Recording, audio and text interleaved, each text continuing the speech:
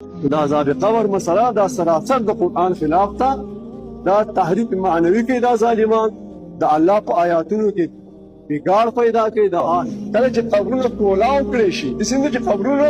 بند کړي شي دا نه څنګه چې مړ تاسو کې د قبر پسې بند کړي تاسو د منکر حدیث د بابا ویډیو وکټله دا وایي چې دوی تعریف معنوي کوي او وی قبر کې عذاب نشته او موږ ته ظالمان وي. بابا په قبر کې د خپې دی بوډای په منبر باندې ناشتي او بیا هم په قران باندې دروغ وي. قبر کې عذاب شته دی زبې ته ثابت کوم بل چې ستاسو کمیونټي د داستا خلک دی دوی کمنټونو کې کنزل کوي چې ته دلیل پیش کا او دلیل پیش کا ګوره زه ته د قران نم ثابتوم د احادیث نم ته ثابتوم او عقلی دلیل هم د تبیوي ما چې څنګه د قبر عذاب شته دی. الله تعالی په قران کې په سورته مؤمن کې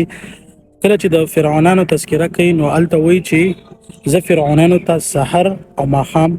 عذاب ورکوم. دا د قران نه یو دلیل شو. دلیل ته د حدیث نه ویما پیغمبر علی السلام په یو دار باندې روانو په یو دوه قبرونو باندې ورتیر شلو او غیله پیغمبر علی السلام او قبر والا باندې عذاب پیغمبر علی السلام بل چې دله دا دوی سبا داسي اکټیویټیز کول په دنیا کې چې دوی دا عذاب ورکول کیږي. خلکو ته ویل چې دا یو به د تشو امتیازو د بولونه ځان نه به ساتلو او بل چې کوم هغه به چغل خوري کوله. دا د شو حدیث دلیل یم دلیل عقلی. ګوره ساينټیست دا وایي چې هوا شته هوا ټول مني چې هوا شته دي او وزنم لري باډیم لري خو آیا دا ته پستر ګمان دي لیدې شي چې دا هوا څنګه رنگ کې دا څنګه نه دا بل ته سوچو کنه روح دې هوا دا تم منی دا ټول منی خو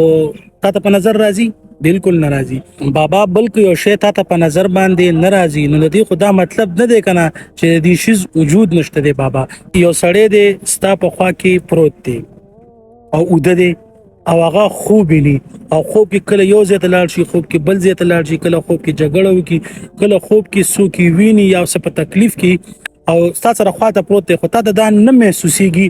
چې آیا دا سړی باندې سخت ده پریشانی ده یا دا په خوب کې کم ځای ته تللی دی. نو دا مې ته دریم دلیل ویلو. بابا خپل دی قبر کې خپې دي او بل داسې خبرې کې په قران باندې دروغ وي په قران د سره لاس کې دی او د هغه د پاسه هم ته دروغ وي چې د قبر عذاب نشته دی. بالکل د قبر عذاب شته دی.